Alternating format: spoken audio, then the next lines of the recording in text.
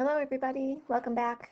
Before we start today's lesson, I want to remind you of something that we learned about earlier in the year when we were studying quadratic equations and we got to the point where we wanted to solve quadratic inequalities. We found that we couldn't just solve them like linear inequalities and we needed a special technique, and it's called the critical point method. So let me remind you of an example that we did using the critical point method. This just comes from our notes that we had from that lesson. So we had this quadratic inequality. X squared plus 2x is greater than or equal to 8. And what we did was we first made it so that it was greater than or equal to 0. So 0 is the key because greater than 0 is positive, less than 0 is negative, and we want to be able to identify positives versus negatives. So once we did that, we set it equal to 0 to find the critical points. The critical points are the points that make it equal 0. So then we factored and we solved and we ended up with 2 critical points. We used the critical points to divide the number line into intervals. So we made a division of the number line at -4 and we made a division at 2. That gave us 3 intervals. And then we tested each interval by choosing a point in the interval and plugging it into the factors and seeing whether it came out to be positive or negative. If it came out to be positive, that meant we had a greater than 0 situation. And if it came out to be negative, that meant we had a less than 0 situation. And if we wanted it to include 0, like we have here the greater than or equal to 0 sign, then we would put closed brackets around those critical points. Okay, so the process was set it equal to 0 and solve for the critical points, split the number line into intervals, test each interval, and analyze and answer. So that method is not only for quadratics, that method also works for other things that are not linear. And so we're going to use the same method today to solve rational inequalities. So this is notes number 48, solving rational inequalities. We're going to do 3 examples and then you're going to have 4 homework problems. So here's example number 1. Go ahead and write it down. Notice we have the rational expression x squared minus x minus 6 over x minus 1, and we want to know when it is less than 0. So here's the temptation. This is what we want to do, but it actually isn't right. We want to just multiply both sides by x minus 1, don't we? That's what we would have done if it was an equation. Well, here's the problem with that. We don't know the value of x, so we don't know if x minus 1 is positive or negative. And when working with an inequality, if you multiply by a negative, you have to reverse or flip the sign.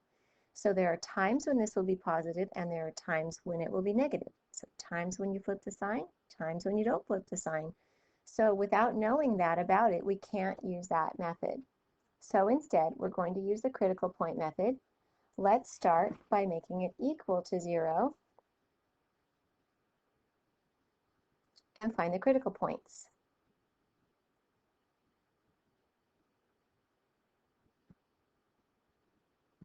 Okay, so x squared minus x minus 6 over x minus 1 equals 0.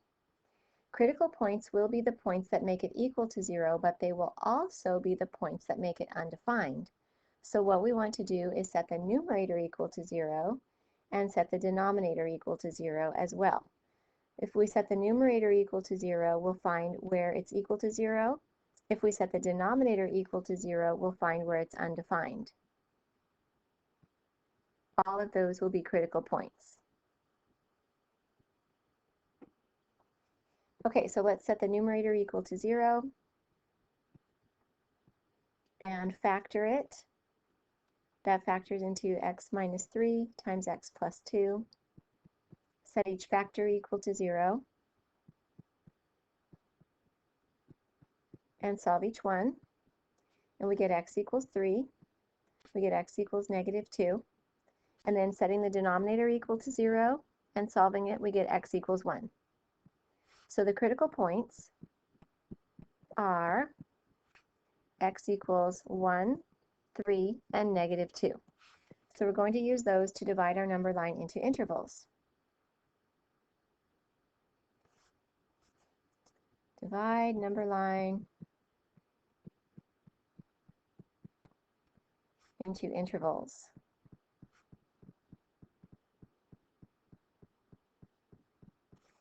Okay, so we have negative infinity to negative 2, then we have negative 2 to 1, and then we have 1 to 3, and then we have 3 to infinity. We want to pick a number in each interval to be our test number. So I'm going to pick x equals negative 3, x equals 0, x equals 2, and x equals 4. What am I testing into? Well, I'm testing into this to see if I get a positive or negative. But let me go ahead and write that in its factored form. So we test into the factored form of our fraction, which would be x minus 3 times x plus 2 over x minus 1. Okay. So let's do that. For negative 3, plug it into the first factor. Negative 3 minus 3 is negative. All that matters is that it's negative. For negative 3, plug it into the next factor. Negative 3 plus 2 is negative. Doesn't matter what the number is, just matters that it's negative. And then plug it into the denominator as well. Negative 3 minus 1 is negative. So we have negative times negative over negative, and that is negative. Now let's move on to 0. Test 0 into x minus 3, you get a negative. Into x plus 2, you get a positive. Into x minus 1, you get a negative. So we get negative times positive over negative, and that works out to be positive. Let's test 2. Test 2 into x minus 3, and it is negative. Test 2 into x plus 2, and it is positive.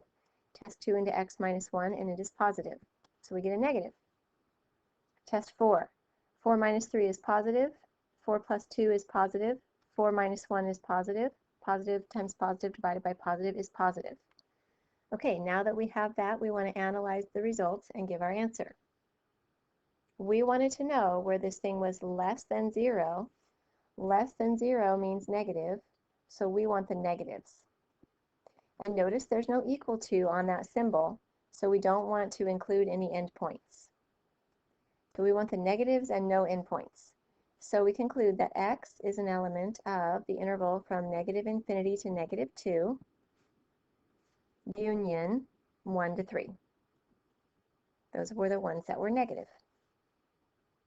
Okay, let's try this on another one. Here's number 2. Go ahead and write it down. Notice that this time it says less than or equal to 3. It doesn't say 0. So just like we did with the quadratics, we're going to have to make that slight modification and get a 0 there before we can keep going. So let's subtract 3 from both sides, and we have x plus 1 divided by x minus 3 minus 3 is less than or equal to 0. Great, we got the 0, but now we created a new problem because this is no longer just a fraction. In the previous problem, remember we had a single fraction that we could say was less than 0. Okay, well we know how to solve that because we know how to combine two fractions into one. Think of the 3 as 3 over 1. We know how to subtract those. We need to get a common denominator and then we can subtract them. So I'm going to make myself a little space here. And I'm going to multiply the second fraction by x minus 3 over x minus 3 so that we can get our common denominator.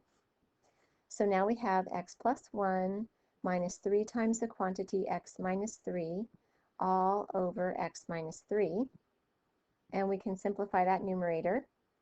X plus 1 minus 3x plus 9. Be sure to get the plus 9 in there. Distribute the negative and you end up with a plus.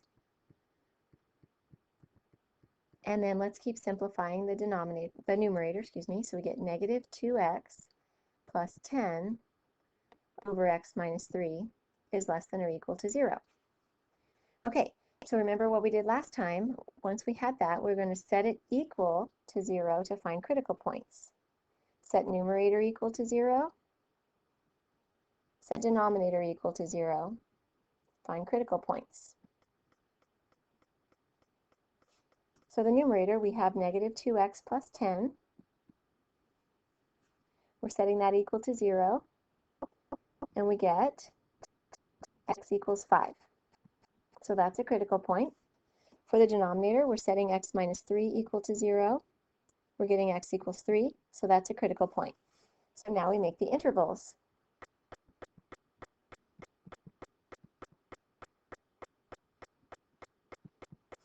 Okay, so we have negative infinity to 3, and 3 to 5, and 5 to infinity.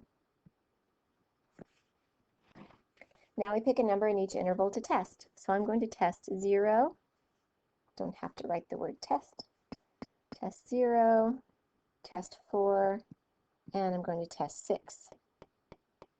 What am I testing into? I'm testing into my, I didn't really have a factored form. There was nothing to factor, but I'm testing into my single fraction. Okay, so we put 0 in there. 0 makes the top equal to 10, so that's positive, and 0 makes the bottom negative. Positive divided by negative is negative. Let's test 4. If we put 4 in there, we get a positive on the top, and we get a positive on the bottom. Positive divided by positive is positive. And let's test 6. We get a negative on the top and a positive on the bottom. Negative divided by positive is negative. Okay, now let's analyze the results. Remember what we wanted? We wanted it to be less than or equal to 0. So we want negatives, but because of the equal to 0, we also want the number that made the fraction equal 0. Okay, what number makes the fraction equal to 0? Only the number that makes the numerator equal to 0. Remember, the fraction only equals 0 if its numerator equals 0. If its denominator equals 0, it's undefined. So which one of our critical points are we going to include? The 5. The 5 is the one that made the numerator equal 0. All right, so that means we have, for our answer, we have x is an element of the interval from negative infinity to 3, union, include the 5, the interval from 5 to infinity. Okay, let's do one more. Here's number 3.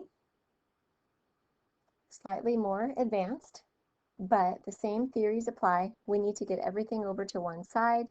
We're not going to cross multiply because we don't know if we're multiplying by a negative and having to switch the sign or not.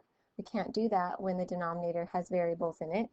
So instead, what we can do is we can add to both sides 3 over x minus 3. Now we have our 0. Now, just like in the last problem, we want to get a common denominator. So let me make a little bit more space.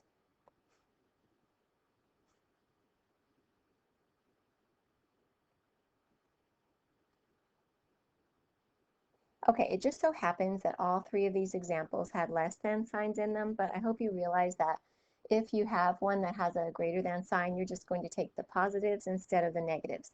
I think you guys are familiar enough with the technique that you'll get that. Okay, so we're going to multiply the first fraction by x minus 3 over x minus 3. And we're going to multiply the second fraction by x plus 6 over x plus 6.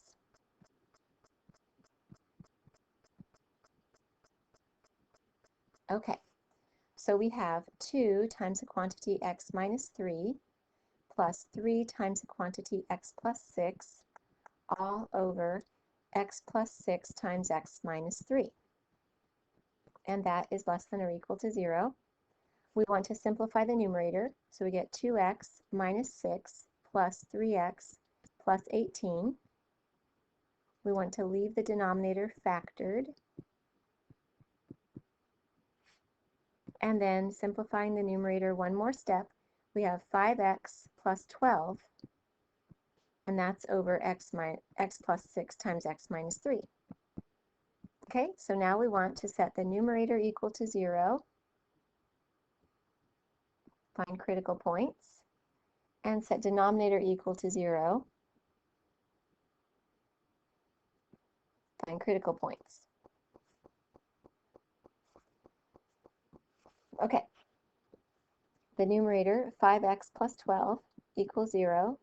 Subtract 12, divide by 5, we get negative 12/5 for a critical point. The denominator, we have x plus 6 times x minus 3. Set that equal to 0. Set each one equal to 0. And we get x equals negative 6, and we get x equals 3. So we have these three critical points. So now we make our intervals.